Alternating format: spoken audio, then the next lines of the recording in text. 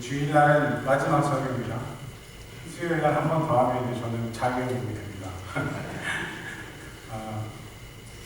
선배 목사님들 교회를 좀 돌아다닐 생각이고요.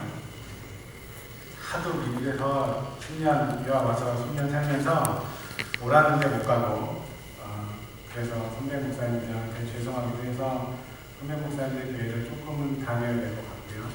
선배 목사님들이 이곳저곳에 많이 계셔서 다행히 여행 삼아 조금 다닐 생각입니다.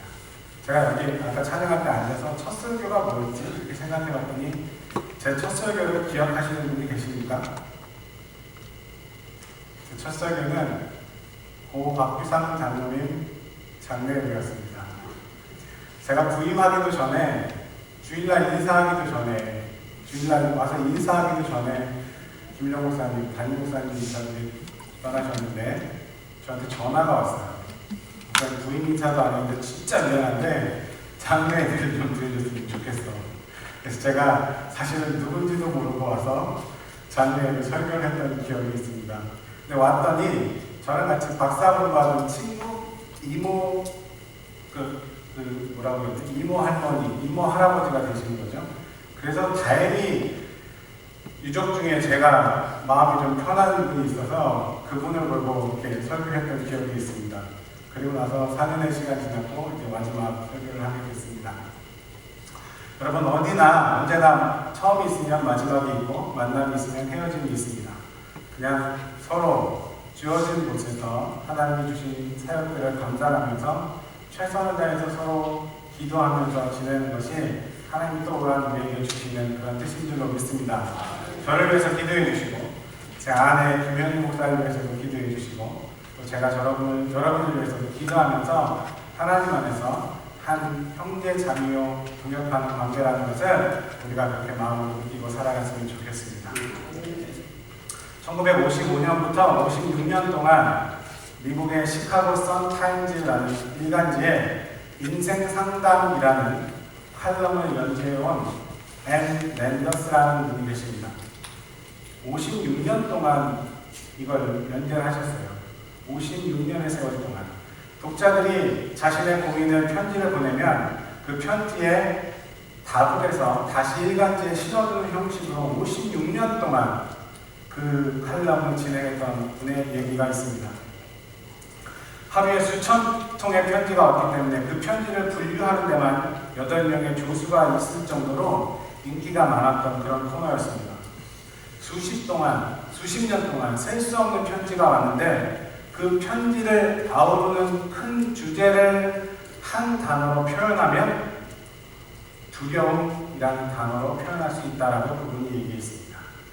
어떤 문제를 상담하든지 그 편지의 내용을 면밀히 살펴보면 내면의 두려움에 관한 경우가 대부분이었다는 말입니다.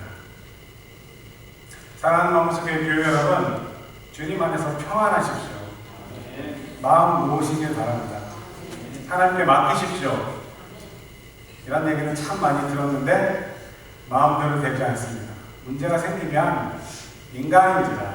걱정이 앞서고 두려움이 앞섭니다. 그래서 오늘 말씀을 통해서 저와 여러분이 염려와 두려움을 내려놓을 수 있는 귀한 시간이 되기를 주님의 이름으로 축원합니다. 20세기 초에 미국에 큰 경제적인 어려움이 있었습니다. 그걸 경제 대공황이다 이렇게 부르죠. 불확실한 미래 때문에 수많은 사람들이 불안에 떨었습니다. 일자리도 없었습니다. 당시의 대통령이었던 루즈벨트 대통령이 이런 얘기를 남겼습니다. 우리가 경계해야 할 것은 두려움 그 자체다. 루즈벨트 대통령은 바닥을 치고 있는 경제 현실보다 그에 대해서 더 두려워하는 마음을 큰 문제로 삼았던 겁니다. 사전에 나온 두려움의 의미는 위협을 느껴서 마음이 불안하고 조심스러운 느낌을 가리킨다고 합니다. 느낌이랍니다. 느낌으로 시작해서 느낌으로 끝날 수도 있는 게 두려움이라는 말입니다. 결국 우리가 직면하는 그 두려움은 실체의 문제이기보다는 우리 마음의 문제, 우리 감정의 문제라는 겁니다.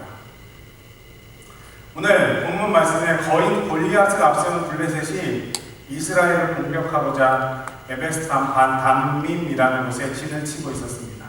그리고 그곳에서 블레셋 사람들이 이스라엘을 공격하기 위해서 준비하는 상황에 오늘 말씀이 기록되어 있습니다. 당시 블레셋 군대를 상대하던 이스라엘 사람들의 반응이 오늘 11절 말씀에 기록되어 있습니다. 사울과 온 이스라엘이 중간에 생략하고요. 놀라 크게 두려워하니라. 사울과 온 이스라엘이 놀라 크게 두려워하니라. 그게 이스라엘 사람들의 마음의 상태였습니다. 왜 그랬을까요? 지금 블레셋하고 전투를 했습니까? 전투는 하지도 않았습니다. 골리앗을 상대로 싸워서 호되게 당했습니까? 아닙니다. 아무것도 안 했습니다. 그냥 대치하고 있습니다. 성경은 이스라엘 사람들이 두려워했던 이유를 이렇게 기록합니다. 사울과 온 이스라엘이 블레셋 사람의 이 말을 듣고 놀라 크게 두려워하니라. 이 말을 듣고 싸우지도 않았습니다. 그냥 블레셋은 이스라엘과 싸우기 위해서 군대를 모아놓고 대치할 뿐입니다. 근데 골리앗이라는 장수가 나와서 이스라엘을 놀리며 조롱하는 얘기를 듣고 그 얘기만 듣고 놀라 크게 두려워했다라고 성경 기록합니다. 골리앗이 말로 이스라엘을 모욕하는 것이 전부였습니다. 그런데 골리앗이라는 거인이 존재한다는 그 사실만으로, 골리앗의 모욕을 들은 것만으로 이스라엘 사람들은 두려움에 휩싸인 겁니다. 그것만으로 이스라엘 사람들은 싸울 의지를 잃어버렸습니다. 그런데 당시에 이스라엘 사람들 중에 골리앗을 두려워할 만큼 그렇게 힘이 없는 사람들만 가득했을까요? 당시 이스라엘을 이끄는 사람은 사울이라는 인물이었습니다. 성경은 사울에 대해 이렇게 기록합니다. 사울이 이스라엘 왕위에 오른 후에 사방에 있는 모든 대적, 곧 모압과 암몬 자손과 에돔과 소바의 왕들과 블레셋 사람들을 쳤는데 향하는 곳마다 이겼고, 사울은 가는 곳마다 싸우는 곳마다 이길 줄 아는 장수였습니다. 골리앗이 컸지만 사울도 만만치 않았다는 얘기입니다. 우리가 사울 그러면 나쁜 사람, 하나님의 말씀을 거역한 사람, 그런 이미지를 강하게 갖고 있지만 사울은 하나님 마음에 합해서 사무엘로부터 기름 부음 받았던 사람입니다. 그런 사람이 하나님으로부터 멀어져서 하나님의 영이 떠나게 되는 것을 경험했을 때 하나님이 그를 버리시고 다윗을 다시 왕으로 세우셨던 겁니다. 이때는 하나님의 영이 충만했던 사람입니다. 하나님의 말씀에 순종했던 사람입니다. 그 사람은 가는 곳마다 이길 줄 아는 사람이었습니다. 사무엘상 9장 2절 말씀에 기스에게 아들이 있었으니 그의 이름은 사울이요 준수한 소년이라. 이스라엘 자손 중에 그보다 더 준수한 자가 없고 키는 모든 백성보다 어깨 위만큼 더 컸더라 라고 사울에 대해서 기록하고 있습니다. 평균적인 키에서 다른 사람보다 어깨 높이만큼 컸습니다. 40cm, 50cm 평균 이상 컸다는 말입니다. 그런 사울은 하나님의 힘을 의지해서 나가는 곳마다 승리하고 나가는 곳마다 이길 줄 아는 장수였습니다. 그리고 이스라엘에는 부하 한 명만 데리고 블레셋 적진에 들어가서 20명의 블레셋 군사들의 목숨을 빼앗았던, 그래서 성경이 기록하기를 블레셋 군대를 공포에 떨게 했던 사울의 아들 요나단이라는 장수도 있었습니다. 사무엘상 26장 15절에 보면 용사라고 불리던 장수 아브넬이라는 장수도 있었다라고 성경은 기록합니다. 그런데 이스라엘은 하나님이 허락하신 자신들의 장수는 아랑곳하지 않고 그냥 싸워보기도 전에 겁먹고 두려움에 떨었습니다. 이미 마음에서 블레셋에게 졌던 겁니다. 싸워보지도 않고 마음으로 이미 질 거라고 판단했다는 말입니다. 물론 골리앗이 컸습니다. 골리앗의 신체 조건을 성경은 이렇게 기록합니다. 그의 키는 6규빗 한 뼘이요 머리에는 노트구를 썼고 몸에는 비늘 같은 갑옷을 입었으니 갑옷의 무게가 돈 5,000세겔이며 이렇게 기록합니다. 쉽게 얘기해서 키는 3m쯤 됐습니다. 한 규빗이 45cm 정도 됩니다. 6규빗 한 뼘이면 3m쯤 되는 거죠.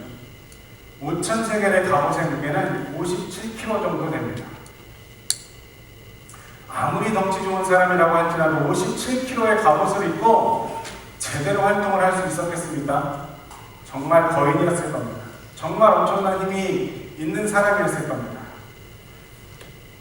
맞습니다. 근데 이스라엘은 그런 골리앗을 보며, 그 덩치 큰 사람을 보며 하나님을 의지하는 것이 아니라 자신들의 머리로 계산을 하기 시작한 겁니다. 힘이 세니 이길 수 없을 거야. 저 덩치를 어떻게 이길까? 키가 큰데 힘은 엄청나겠지. 저 갑옷을 입고 마음대로 움직일 수 있는 사람을 우리가 어떻게 공격하겠어? 이미 마음으로 하나님이 주신 소망이 아닌 자신들이 생각하는 마음으로 계산하기 시작했습니다. 이길 수 없을 거야. 싸워봤자 어쩔 수 없을 거야.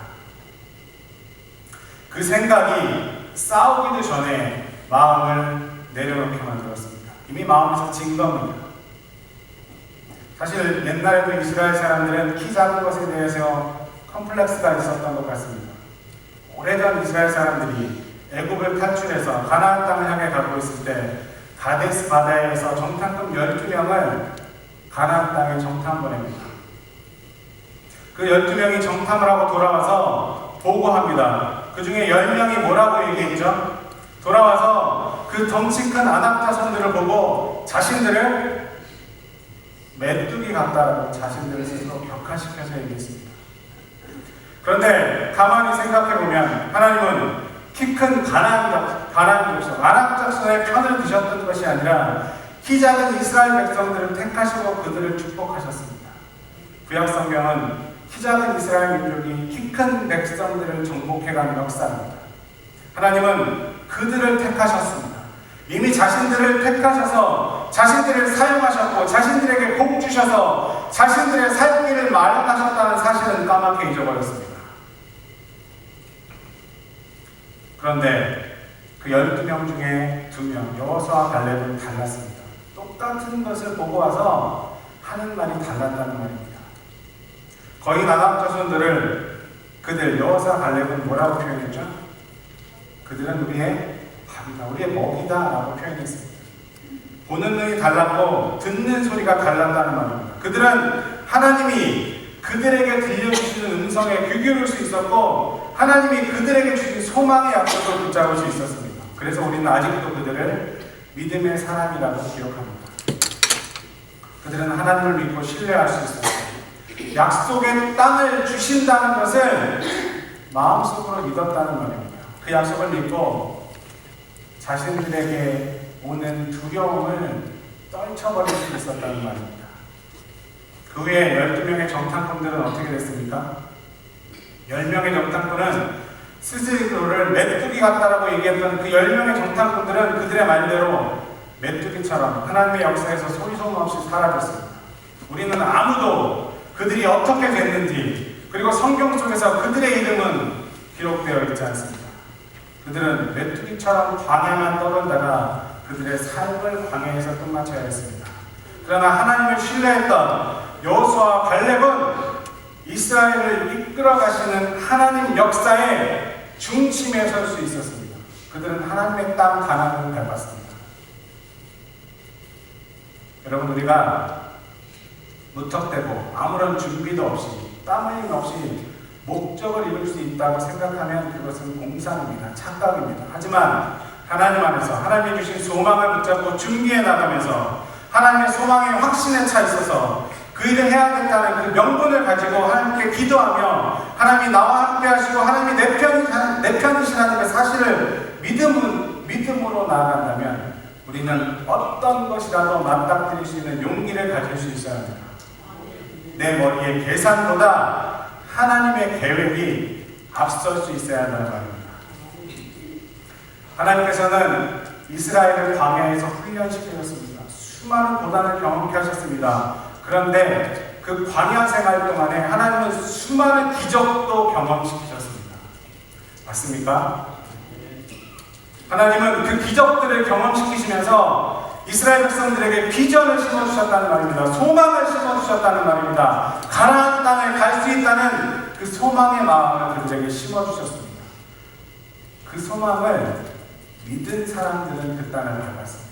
하지만 스스로 그 소망을 격화시키고 자신들을 비하한 사람들은 광야에서 죽을 수밖에 없었습니다. 우리도 하나님의 약속을 믿는 믿음의 사람들입니다. 아니십니까? 다시 할게요. 우리도 하나님의 약속을 믿는 믿음의 사람들입니다. 아멘. 그러므로 우리는 믿음의 소리를 들을 수 있어야 합니다. 믿음을 말할 수 있어야 합니다. 믿음으로 볼 수 있어야 한다는 말입니다. 이스라엘 사람과 다윗 똑같이 골리앗을 봤습니다. 다른 사람을 본 게 아닙니다. 이스라엘 사람들은 골리앗을 보고 무서워서 벌벌 떱니다. 그런데 다윗은 똑같은 골리앗을 무시합니다. 만군의 여호와의 이름으로 그를 상대했고 승리합니다.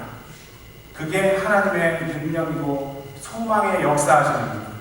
우리의 눈에 우리의 믿음이 떨어질 만한 것들이 보이기 시작합니다. 우리의 귀에 믿음 떨어지는 소리들이 들리기 시작합니다. 세상에서 다른 사람들에게서 들리는 것이 우리를 자신 없게 만드는 소리들로 들리기 시작합니다. 그러면 나는 하나님으로부터 멀어지고 있는 겁니다. 그 소리들을 무시할 수 있을 때 보는 것이 신앙의 눈으로 할 수 있어. 아니, 나는 하나님이 주시는 능력 안에서 모든 것을 할 수 있어 라고 내 마음속에서 믿음으로 그것들을 물리칠 수 있을 때 나는 하나님께로 가까이 가고 있다는 사실입니다.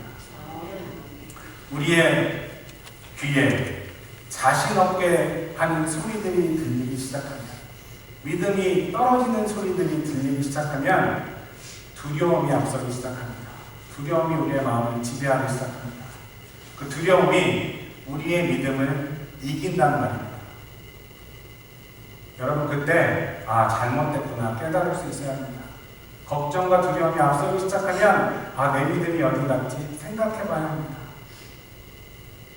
그리고 그 소리들을 우리의 눈에 보이는 것들을 무시할 수 있어야 합니다. 본문에 보면 골리앗이 다윗을 향해서 무시무시한 말을 합니다. 내게로 오라. 내가 내 살을 공중의 새들과 들짐승들에게 주리라. 무슨 말입니까? 살을 갈기갈기 찢어서 동물의 먹이로 날려버리겠다는 말입니다.